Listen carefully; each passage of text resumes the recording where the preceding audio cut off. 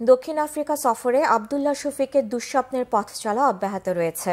রবিবার জোহানেসবার্গে পাকিস্তানের হোয়াইট ওয়াশে জেতা ওয়ানডে সিরিজে তৃতীয় ম্যাচেও 0 রানে আউট হন এই ওপেনার। তাতে অনাকাঙ্ক্ষিত এক রেকর্ড গড়ে ফেলেছেন শফিক। জোহানেসবার্গে দক্ষিণ আফ্রিকার বিপক্ষে সিরিজে তৃতীয় ওয়ানডেতে সাইম আইয়ুবের সঙ্গে ইনিংস ওপেন করতে নেমে দ্বিতীয় বলে 0 রানে আউট হন শফিক। পেসার কাগিসো রাবার্দার বলে স্লিপে ক্যাচ দেন ওই ওপেনার। সিরিজে 3 ম্যাচের সবকটিতে রান না করে আউট হলেন 25 বছরের এই ব্যাটসম্যান।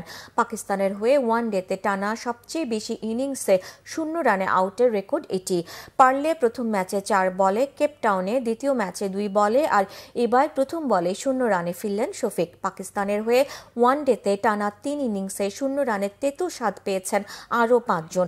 1993 সালে শোয়েব মোহাম্মদ, 1996 সালে সাদাফ কবির, 2000 সালে মোহাম্মদ ওয়াসিম, 2004 সালে শোয়েব মালিক ও 2010 সালে সালমান ব্যাট 3 ইনিংসে শূন্যতে ফিরেছিলেন।